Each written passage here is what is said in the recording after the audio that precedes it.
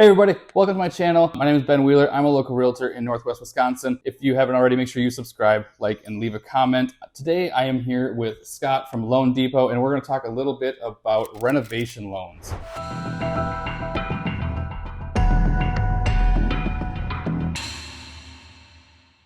Hi, I'm Scott Prindle, Loan Depot, NLS 286282. So renovation loans, what are they? So there's multiple different ways to actually do renovations. One, you do a purchase with reno. Well, what does that mean? It means, let's say you're going to buy a house and it's not perfect. It's not the best house. So that's okay. What I'm going to do is I'm going to create the mortgage and I'm going to give you the money to go purchase this house. Plus I'm going to give you the money to renovate the house. Okay. So it doesn't matter about what the property looks like now. Yeah. What is it going to look like when you're done with the place? So it's like you have to get appraisal, right? But it's going to be on a future value. On a future value. Okay. Yep, and future status. Sure. So if the house has problems with foundation or peeling paint or you name something that's bad with it, I'm going to fix all that up with using a licensed and insured contractor. Okay. And then the house is going to be perfect in the end. That's what we care about. Not the now, but the later. So what kind of stipulations as far as like, does it change how much you need for down payment and credit and stuff like that? So it depends on the program you're looking at. So most people do what's called the FHA 203K loan. That's the FHA one. Okay. That's going to be your 3.5% down on your acquisition cost. Now, what's the acquisition? That's your purchase price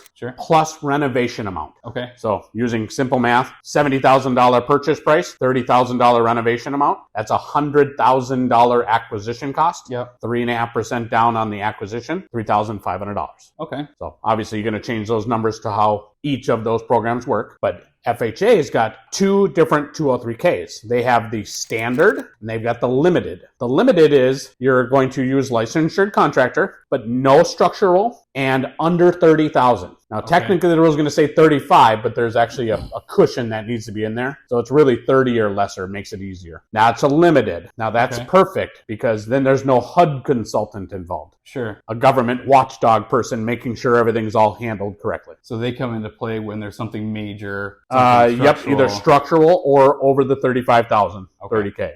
Okay. Now, if there's a HUD consultant involved or there is structural, HUD consultant, and standard, at that point, it's really the sky's the limit at that point. So I tell people if you're going to be at 35, 40,000, do more. Do whatever you want to do to the place. Spend the 60, spend the 100, spend the 200, whatever you want to spend to make it perfect at that point. Because you're already doing a HUD consultant. You're already going through the extra steps. Get it all done. Interesting. So what would be like too bad to fix up? Is there such a thing? Like no such thing. Like the roof is falling in, like perfect. What? That still works? Oh, yeah. Really? It could be an old farmhouse with a foundation only. Only a foundation? Only a foundation. Okay. Renovation loan. Really? Yep. So you could take I'll give you for instance. We had one in another city close by. Fire. Took down the second half and a little bit of the first floor. Okay. Nobody wanted to touch it. Oh, yeah. We did it as a reno. Just tore everything down and rebuilt from the foundation back up again. Brand new house again. So do you, at that point, you're borrowing the cost of like the whole renovation start to finish. Yep. And that's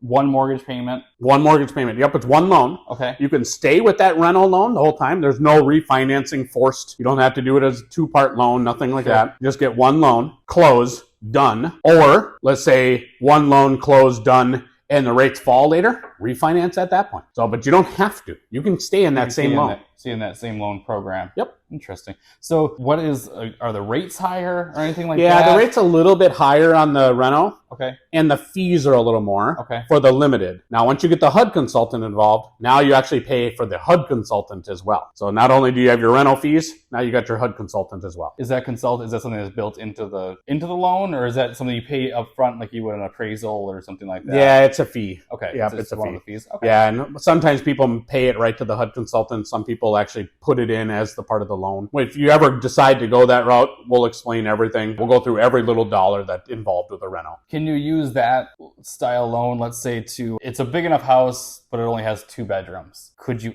add another bedroom? Yep, bedroom, bathroom. Really? Square footage, whatever you want to do. So you can kind of customize a home to some degree. Yep. So you can say, oh man, I really want to be in this school district. Yeah. I really want to be within 2 miles of work, but there is no 4-bedroom, 3-bath homes in that area. But there is one over here that's a 2-bedroom, 2-bath. Well, We buy that 2-bedroom, 2-bath for X dollar amount. We put in renovation to build on, make it 2 bedrooms more and 2 bathrooms more. So would you have to do an addition, or can you do an addition, or does it have to be like existing square Nope. footage, like a unfinished basement? Add-on. You can do an add-on Yep. or whatever. If it starts out where it's just a foundation, you got to build up from that foundation. You can always add on to the foundation. Yeah. But it has to that footage has to stay the same and more. But if you already have the house in your building and it's already there, you can always add on. Interesting. Yep. All right. Well, that's super cool for anybody looking at homes, or just you can't find that home, like you said, in the right school district or right town or the right area. All you're finding is 2-bedroom homes and you need a 3 or a 4. That's a great option to have. That's the FHA route. There's actually a conventional route as well. The good part about the conventional side, investment properties. Okay. So you can say, I want to buy this house, but it's an investment property or a second home. Well, FHAs are not going to let you do that, but conventional home style will. So you can actually still buy a house, fix it up as an investment property. So you could buy a property, you'd say you wanted to have it as a rental property. Yep. Or as a second home, however you want it to be. And you do a rental on it. And you could do a rental loan on that. Yep. To make it, bring it up to standards. Whatever it is. Yeah, whatever you wanted to do to make it a better rental, so you wouldn't have to worry about something later. That's pretty cool. Yep. Very neat. Yeah. All right. Well, if anybody has questions on it ever, just reach out and I'll explain how it actually works. And if you got specific houses that we're talking about, it could be something as simple as peeling and chipping paint. The seller doesn't want to fix it, and I can't go out and do it because of blah. We just do a reno and we fix something simple like that. Well, what's the best way to get a hold of you, Scott? They can always email me at sprindle@loandepot.com or just call me. I'm available all the time. 414-534-4742. All right. Well, thanks for watching this quick video on reno loans. Stay tuned. We'll have a bunch more content coming up. Thanks for watching. Take care.